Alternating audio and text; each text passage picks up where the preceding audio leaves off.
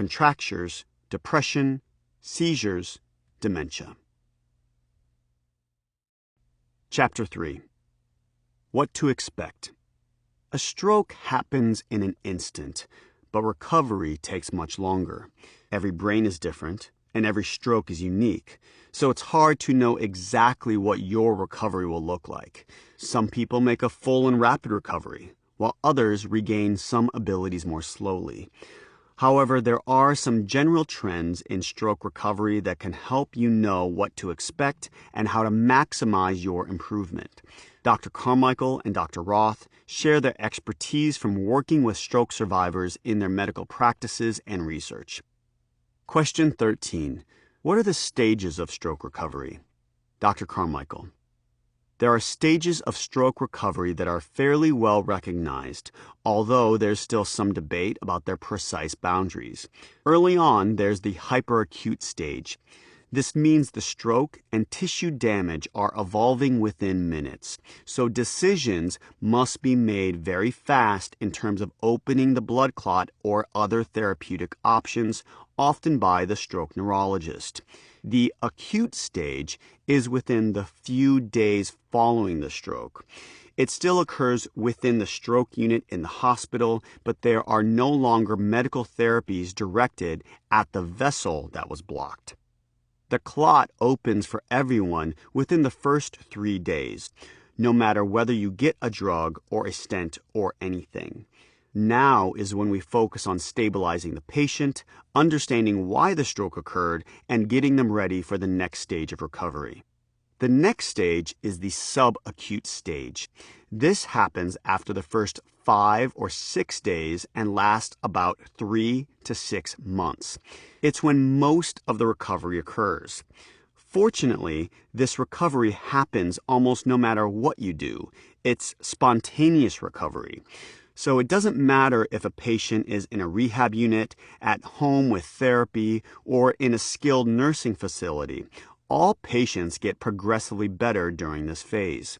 Then after this 3 to 6 month subacute phase, we enter the chronic stage of stroke recovery.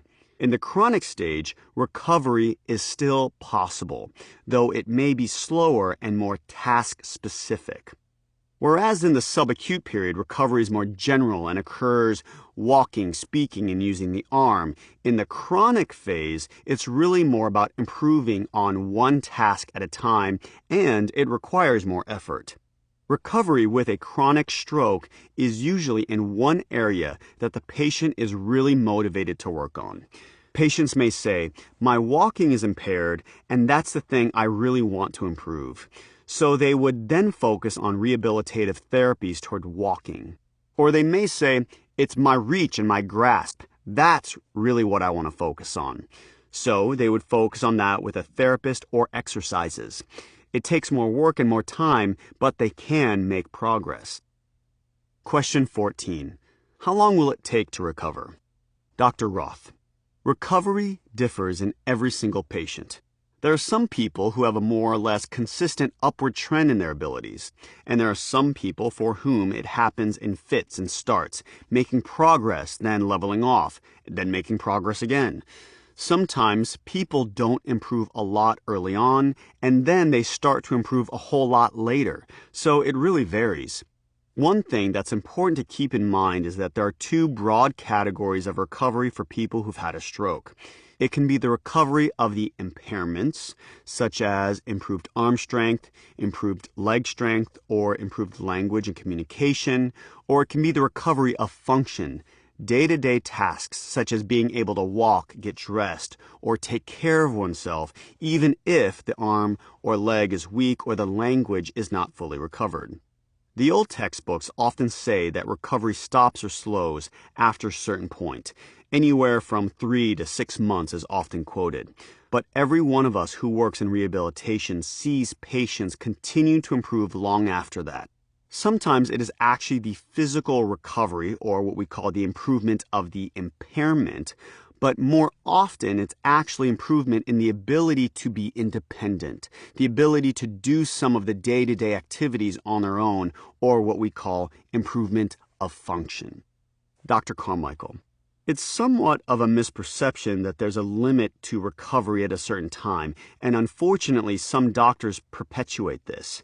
It's distressing when I have patients come to me and say, well, the doctor told me that I was never going to move the arm again, and I realized that the doctor was an emergency room physician who by definition sees emergencies and doesn't see things over time. Perhaps a neurologist who doesn't have a lot of experience in chronic stroke recovery will make some hasty statement about a limit or ceiling on recovery. If patients can connect with doctors who see recovery over time, who know the emerging research findings, then they will be more likely to get a better idea of how far they can expect to go. As for making a full recovery, it depends on the person's age and the type of stroke. After a mild stroke, many patients will achieve full recovery. If a stroke is substantial but the patient is very young, the person may achieve full recovery. For the bulk of stroke patients, those who are adults and have medium-sized strokes, full recovery is usually not seen, but meaningful recovery and regaining lost activities are reasonable goals and are possible. Question 15. What factors impact stroke recovery? Dr. Carmichael. A number of factors have really powerful interactions with stroke recovery. One is age. The younger the brain is, the more it recovers. The older one is, the more age has a negative effect on recovery. A second factor is where in the brain the stroke occurred. If a stroke wipes out some of the pathways from the brain down to the spinal cord, recovery is substantially reduced. Stroke size has an important interaction, although not as much as you might think. Whether the critical parts of the brain are hit by a stroke is more important, but in general, bigger strokes are associated with less recovery. Then there are medical conditions such as poorly controlled diabetes that can impact recovery. The overall motivation and physical activity levels of patients frequently impact recovery as well. I often see patients go home and become increasingly less active. It's such a bummer to see that because stroke patients are uniquely sensitive to inactivity, and they lose their recovered functions quite quickly if they don't use them. So stroke is actually now seen as a chronically progressive illness rather than what it should be, which is an acute event that we then recover from slowly. Instead, a lot of stroke patients go home, achieve such little activity that they lose the recovery they had initially gained in rehab and end up 5 years down the road in worse shape than they were in 3 months after the stroke. That's largely due to inactivity. It really is a case of use it or lose it. It can be a vicious cycle. It's obviously harder to do the physical things you used to do, yet it becomes more important than ever to do them. A really good chronic stroke medical team can work with patients to try to identify activities that are pleasurable so that the motivation remains high, but that provide a gradual increase in challenge so that patients can continue to progress in their recoveries. Dr. Roth, clearly a big factor affecting stroke recovery is the stroke itself. The size, the location, the type of injury to the brain, how much inflammation there is, and the blood supply to the brain. There are other physical factors as well, such as medical stability, endurance, and the ability to participate in therapy. I tell all my patients and family members that determination is half of the battle. Motivation and determination mean a great deal. They don't account for everything, but they do mean a lot. So much of the recovery process after a stroke has to do with what an individual does, him or herself, how hard he or she works, how much effort he or she puts into it. We practice what we call a biopsychosocial model of care and rehabilitation. Certainly, the biological factors are important, but those factors do not drive the entire process. A big part of recovery is what the individual puts into it, how he or she feels about it, and how much support there is, socially, spiritually, and psychologically. Having a supportive family and a supportive environment along with community resources can be extremely valuable. It is important for patients to stay positive. No one can predict your recovery. One doctor told my mom I would not recover much and suggested I be placed in a nursing home. Luckily, she did not listen to him. I improved slowly but steadily over the years. I'm not in a nursing home. Hopefully, you will surprise people with your recovery. David. A tip. Every day, find 3 simple and specific things you are grateful for. If you took one extra step in physical therapy today, take a moment to appreciate your progress. If they're serving your favorite food for lunch today, take a moment to give thanks. This simple practice can help you to stay positive throughout this recovery journey. Maintaining a positive outlook can have a profound effect. Question 16. What is neuroplasticity and how does it impact stroke recovery? Dr. Carmichael. Neuroplasticity is the way the circuits in the brain can change and take new shapes. We take advantage of this amazing ability of our brains to change in order to promote greater recovery of function after a stroke. We all use neuroplasticity all the time when we're forming new memories or learning new things. In stroke patients, the brain tissue that survived can take on some of the function of the tissue that was lost.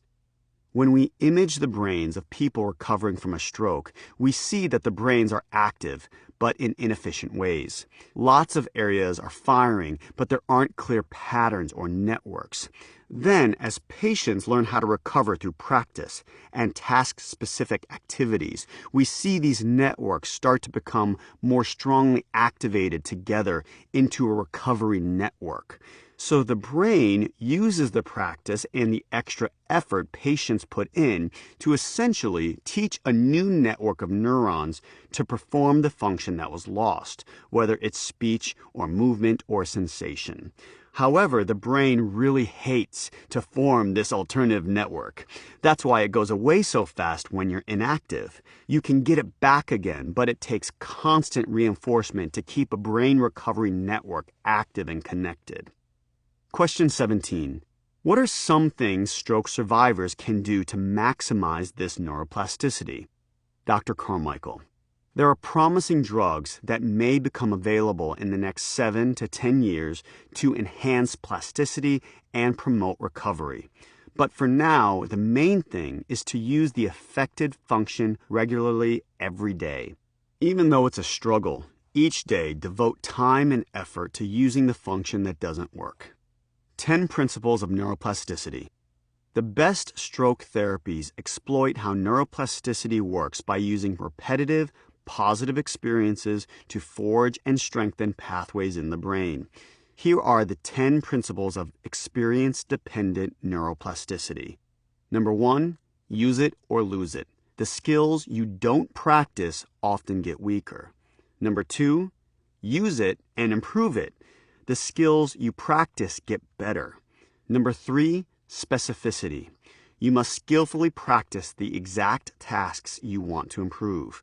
Number 4, repetition matters. You must do a task over and over again once you've got it right to actually change the brain.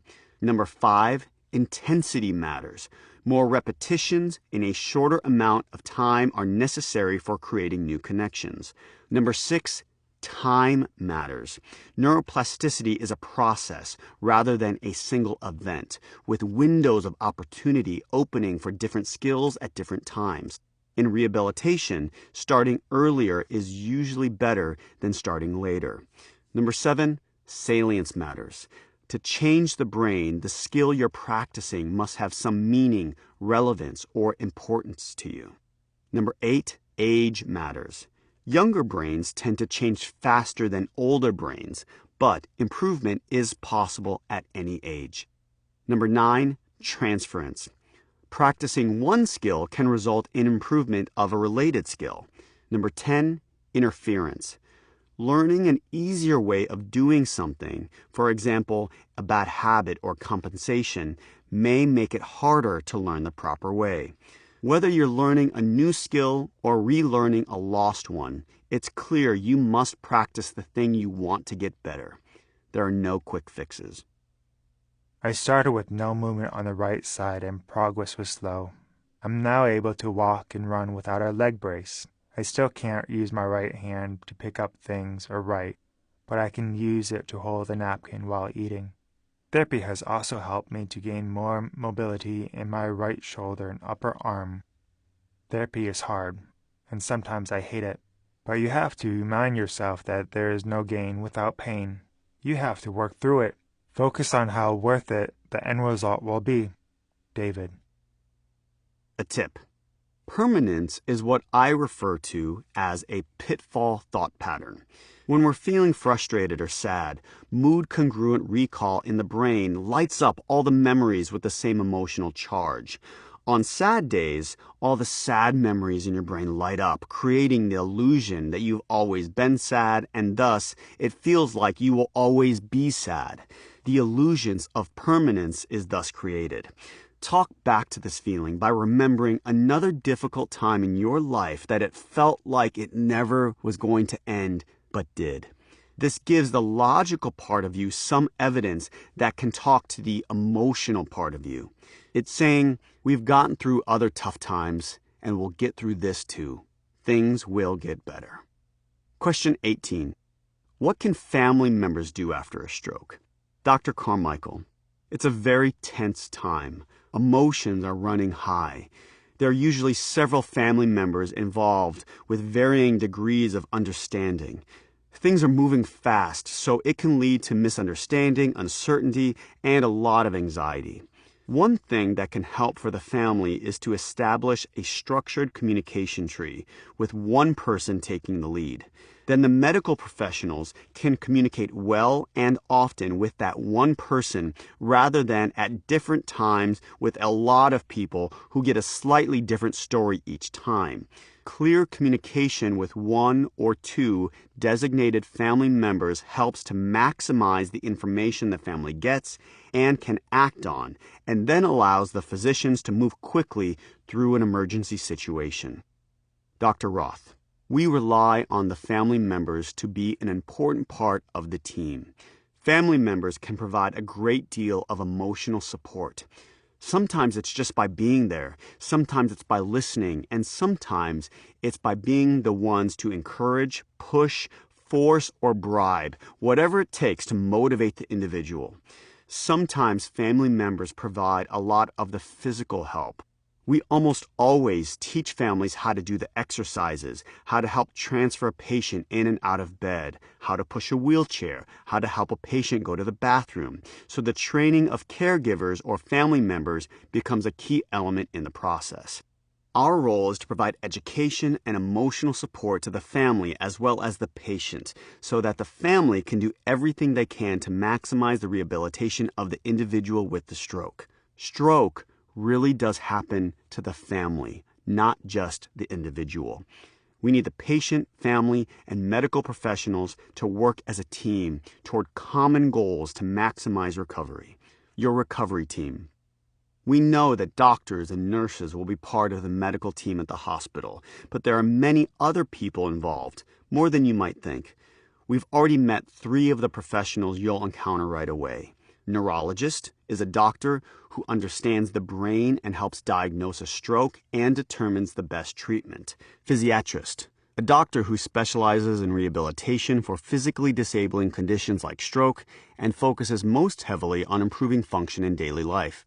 A nurse is a healthcare worker who is there 24/7 to evaluate, treat, educate, assist, and provide care for patients in the hospital after a stroke. You'll meet so many other healthcare professionals in the hospital as well, and each one plays a special role requiring specialized knowledge and skills. You may encounter physical therapists who are there to help you regain your physical strength and mobility, occupational therapists who are there to help you re-engage in your activities of daily living. Speech-language pathologists are there to help you with communication and swallowing. Recreational therapists are there to address your needs and maximize your strengths through recreation. Music therapists are there to maximize your functioning through the power of music. Social workers are there to support you and connect you with resources you'll need in your community. Psychotherapists are there to help you adjust to life after a stroke or measure your cognitive skills. Dietitians are there to ensure you're getting a healthy diet with the nutrition you need to heal. Pharmacists are there to manage your medications and watch out for interactions and side effects. And there are many others. In the next part, we'll look at how these professionals can help you as you recover. But remember, the most important members of your stroke recovery team are you and your family. It's your stroke, your life, and your recovery. Takeaway points. Every stroke is different, but you can continue to recover function well beyond the first few months with task-specific goals and lots of effort. You can't control the size or location of your stroke or your age, but you can control your motivation, determination, and activity to have a better recovery. Neuroplasticity is on your side. Use it or lose it. Use it and improve it. Recovery is hard work that takes lots of repetition to change the brain. Families should establish a point person who will take the lead on all communication with the medical team and then distribute that information to the rest of the family. Families can also provide emotional support and physical help.